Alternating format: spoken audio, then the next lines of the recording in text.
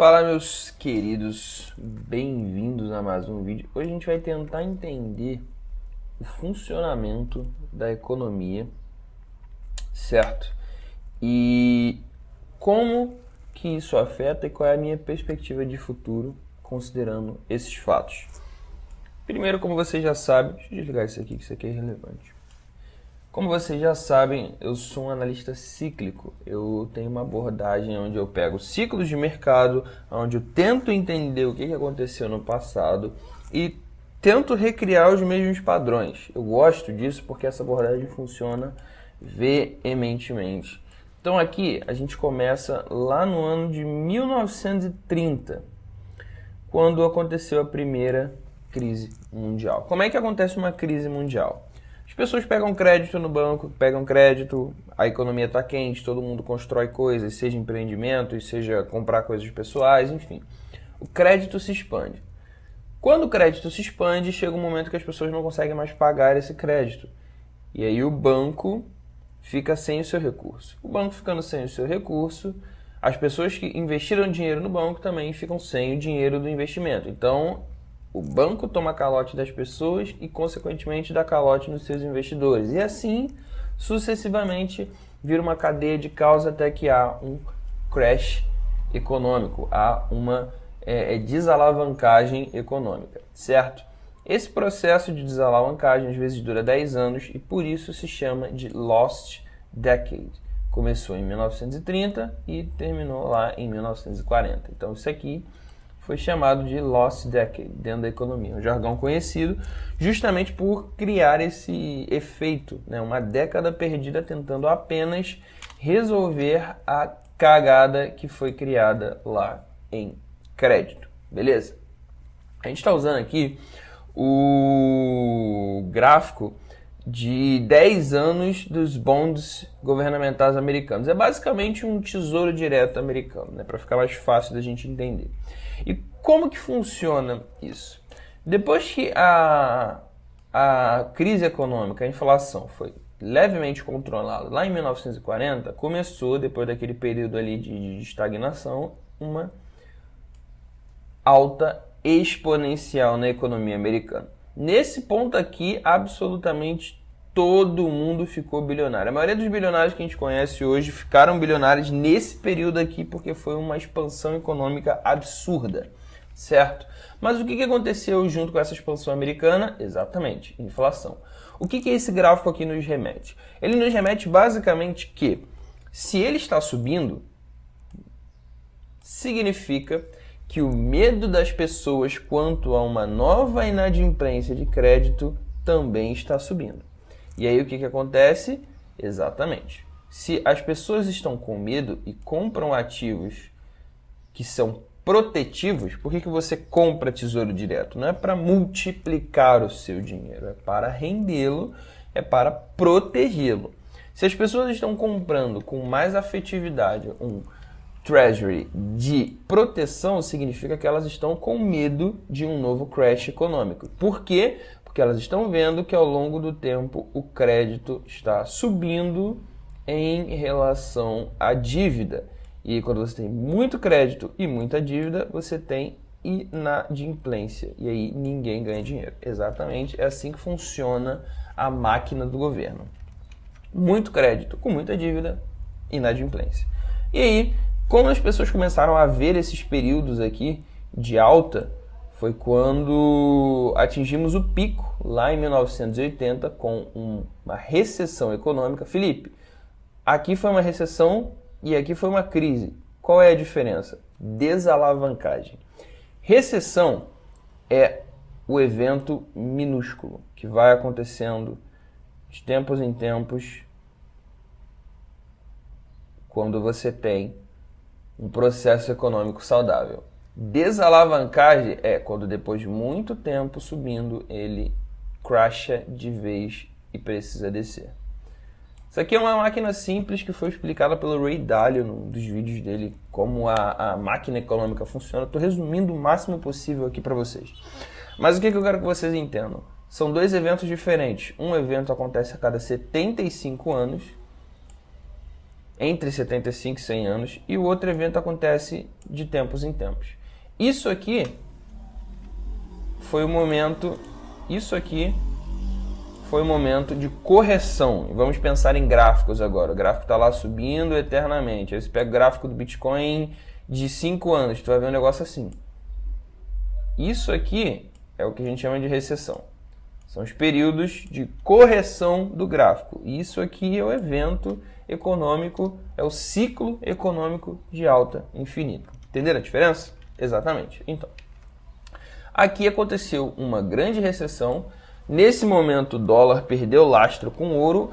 E aí, o que aconteceu? Exatamente o inverso do que as pessoas esperavam quando o dólar, querendo ou não, perdeu um pouco do lastro do ouro. Porque ele ficou um pouco mais acessível e aí foi onde teve o grande boom. O dólar hoje é usado mundialmente. Se você vai viajar, você está pensando em comprar dólar. Se você negocia commodity, você vai pensar em usar dólar. A gente, em cripto, a maioria das criptos são vendidas inicialmente em dólar. Então, quer dizer, dólar virou uma moeda mundial. E o que aconteceu? Exatamente. O apetite das pessoas ao risco aumentou consideravelmente e os títulos de dívida americanos perderam valor em relação a todas as outras ofertas disponíveis, que eram ações, fundos e depois de 2008, criptos. O ponto aqui é o seguinte: esse período aqui, a taxa de juros americana chegou a 21,5, com um dos heróis da economia chamado Paul Volcker salvando a economia americana e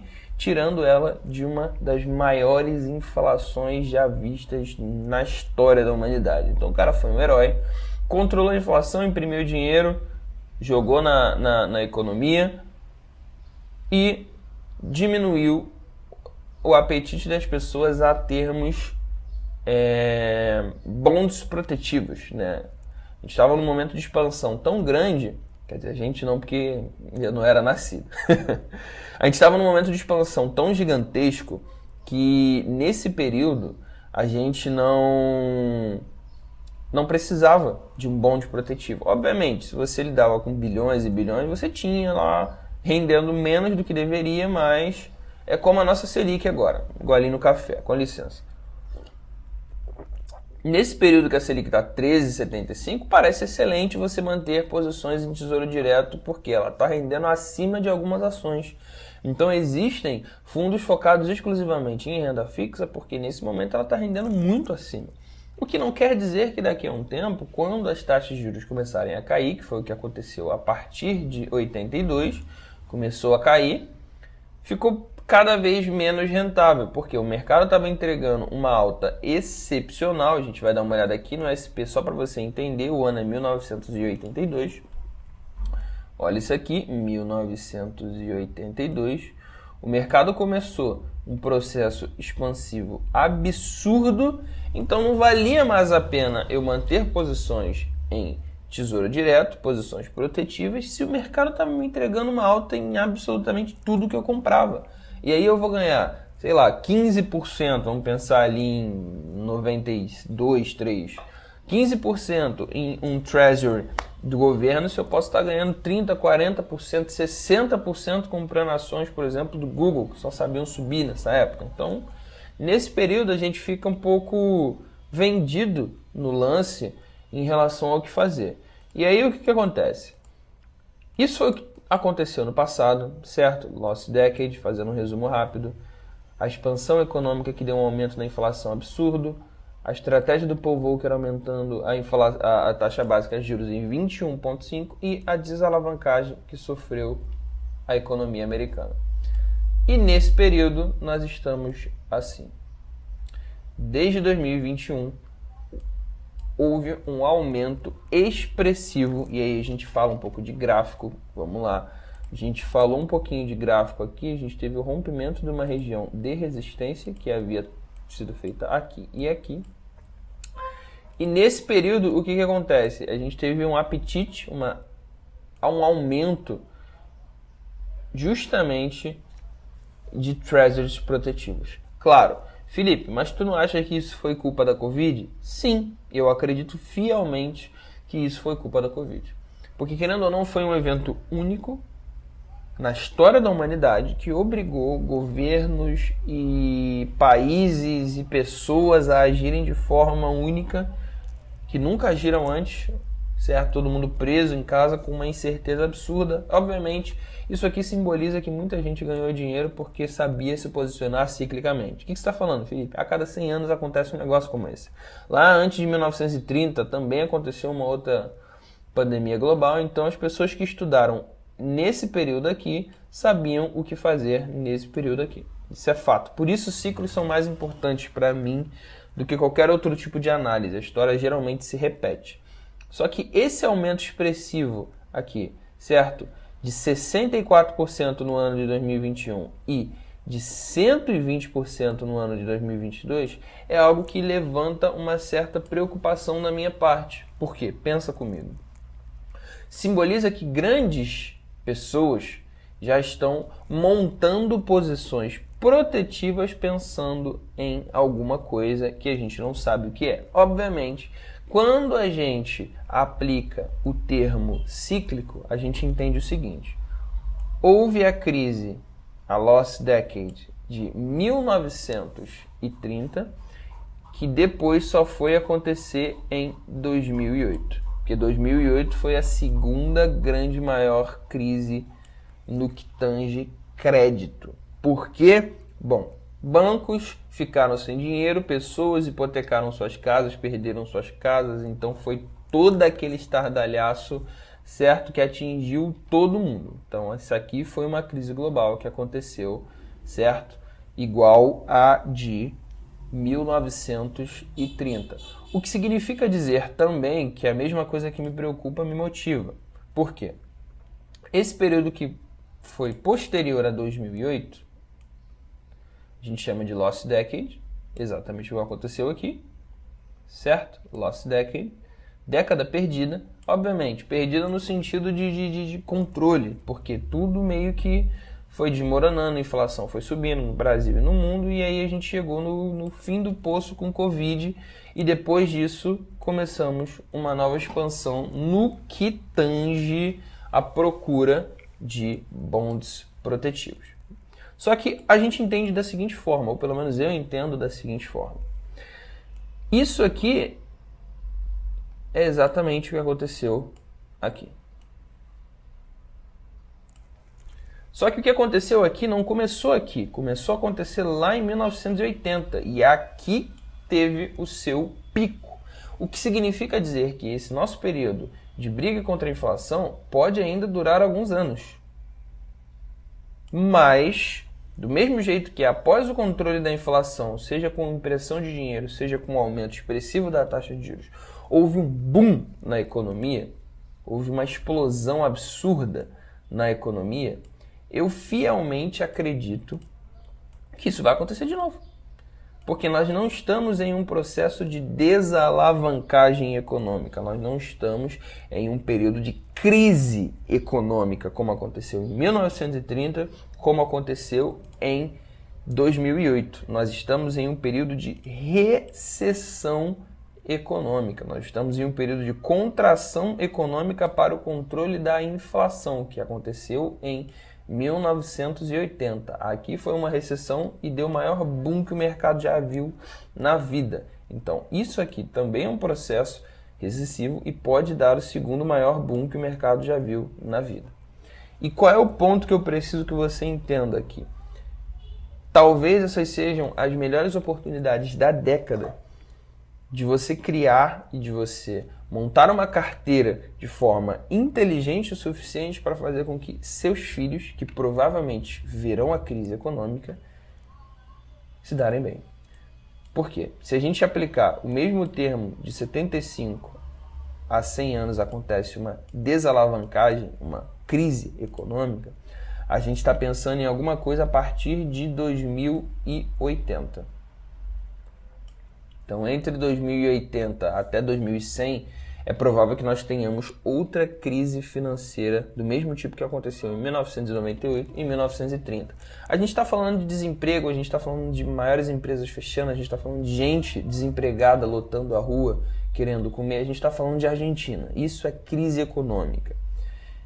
E ciclicamente falando, podemos ter uma a partir de 2080 a 2100. Então você hoje tem a responsabilidade de gerir um capital de forma que seus filhos ou seus netos não passem pelo problema da crise. Então hoje eu tenho pensado muito nisso, embora eu ainda não seja pai. Eu estudo ciclicamente isso todo santo dia e penso que eu preciso evitar que meu filho chore lá na frente com esse processo econômico. Mas qual é o ponto principal? Não tenha medo. Isso aqui é um processo recessivo, assim como isso foi. E o Fed ele tem plena capacidade, seja tomando a atitude mais drástica, que é imprimindo dinheiro e jogando na economia, seja tomando a atitude menos drástica e um pouco mais demorada, que é aumentando gradativamente a taxa de juros, esperando que a economia reverta. E aí, quando ela reverte, o que acontece? Exatamente. Voltamos isso aqui a cair, porque um título protetivo não será mais necessário para a próxima expansão econômica. Então, nesse período, embora as taxas de juros continuem dando medo, continuem mexendo no mercado, é período de aumentar posições sim. Porque mesmo nesse período de alto aqui, nesse período aqui, onde a gente teve esses problemas lá em 1980, o SP continuou subindo. Mas por que ele continuou subindo, Felipe? Bom, ele atingiu o ápice dele da inadimplência de crédito em 74, e aí, logo após isso, ele voltou o processo de alta, mesmo em um processo de inflação extremamente alto. Por quê? Paul Volcker, ele foi lá, aumentou as taxas de juros e manteve a economia funcionando. Por quê? Se as pessoas estão ganhando dinheiro, seja em crédito, né, com os government bonds aqui, com o Tesouro Direto americano, se elas estão ganhando dinheiro, seja em crédito, seja no SP, não interessa para elas. O importante é as grandes instituições estarem ganhando dinheiro. Então, o dinheiro que elas estavam ganhando aqui, elas estavam repassando para o SP. E aí ficou esse processo de repasse de dinheiro. Então, tá mais tranquilo aqui, a gente monta posições aqui e monta posições ali. E assim foi a economia nesse período. Qual foi o objetivo do vídeo principal? De fazer entender duas coisas fundamentais. A primeira, passamos pela Lost Decade, e o que nós estamos vivendo agora é um processo recessivo que tem total capacidade de ser vencido, talvez com o tempo, talvez ainda demore mais alguns anos, certo? Até que isso tenha um fim. Mas ele tem total capacidade de ser vencido pelo Federal Reserve e, após o período de vencimento, após devolvermos a taxa básica de juros aqui, ó, cadê ela aqui, ó, isso aqui. Devolvermos isso aqui para 4 pontos, que é o objetivo do Federal Reserve, o mercado simplesmente explodir violentamente. E se você ficar de fora dessa explosão, daqui a 10 anos você vai lembrar desse momento de hoje, você vai lembrar desse vídeo e vai pensar, por que eu não dei ouvido daquele moleque? Ao mesmo passo que o curto prazo pode ser um tanto quanto doloroso. Porque enquanto as pessoas estão tirando dinheiro das suas ações, elas estão jogando no seu tesouro direto, o que faz com que isso aqui suba e, semelhantemente, faz com que algumas ações tenham um crash. Ou seja, se acontecer uma recessão, bater o martelo da recessão, o SP buscar ali zonas próximas a 2.000 pontos, não tenha medo.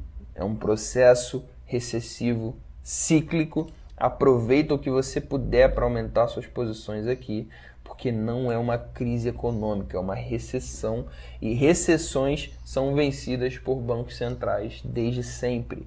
Recessão é o maior inimigo do Banco Central e eles têm total capacidade governamental de vencê-la, como já aconteceu em centenas de países, como aconteceu inclusive com o Brasil, e como eu acredito que vai acontecer com o Federal Reserve, como aconteceu em 1980.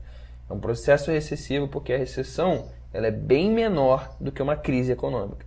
Porque na recessão é o seguinte, aumentou a taxa de juros, controlou a inflação, ou seja, retirou dinheiro da população, né? fez o crédito ficar mais caro, as pessoas vão pagar mais para pegar empréstimo, consequentemente não vão querer comprar casa, não vão querer comprar carro, não vão querer começar empreendimentos, porque o crédito está mais caro. E aí o que acontece nesse período? O cabra não pega mais dinheiro, o banco não empresta mais dinheiro, então fica aquela... não tem mais aquele dinheiro rolando na economia, o que significa que o vendedor vende menos e aí ele tem que diminuir o preço dele, o produtor produz menos, tem que diminuir o preço dele, e aí a gente tem o controle da inflação. E aí quando os preços diminuem, o que o Federal Reserve faz, o que o Banco Central faz? Diminui as taxas de juros. E aí aumenta a facilidade de conseguir o crédito. E aí novamente os preços sobem porque as pessoas ganham mais dinheiro e compram mais coisas. E assim fica essa balança eterna entre juros e preços. Até o momento, obviamente, que há uma discrepância, que é o que acontece agora, que os preços sobem demais e as taxas de juros de menos, e aí acontece uma recessão, que é justamente o período que tem que aumentar muito rápido os juros para poder diminuir muito rápido os preços. Isso é o que acontece num período de recessão. O que acontece no período de crise? As taxas estão tão baixas que não tem o que fazer. O preço está lá em cima e as taxas de juros já estão baixas. Não tem mais como deixar negativo. O governo já diminuiu tudo que ele podia diminuir para poder aumentar a facilidade do crédito e, consequentemente, os preços começarem a ser controlados, mas não tem mais o que fazer. Não tem mais o que fazer. O preço começa a despencar, semelhantemente, a taxa de juros já está zero, e aí todo mundo começa a falir, ninguém começa mais a comprar, e aí pronto. Isso é crise econômica. É uma total inadimplência. Ninguém tem mais dinheiro para fazer nada. É a diferença da recessão, onde as pessoas querem dinheiro e o acesso a ele está mais complicado. Numa crise, ninguém tem mais dinheiro. O banco não tem mais dinheiro para emprestar porque a pessoa que pegou também não pagou, porque a outra pessoa que pegou o dinheiro com o cara também não pagou, e aí os investidores do banco também querem o dinheiro, mas o banco não tem dinheiro para pagar, então é um calote generalizado. Isso é uma crise. Ninguém empresta mais dinheiro para ninguém. Esse é o ponto. Feito essa distinção, voltamos ao gráfico, a gente finaliza aqui. Eu sei que o vídeo ficou longo, mas ele é extremamente importante para te dizer o principal. O curto prazo pode doer, mas o longo prazo ele vai ser maravilhoso. E se você não se permitir entrar nessa onda, mesmo que doa um pouco no curto prazo, daqui a 10 anos você vai ser um dos arrependidos. Certo?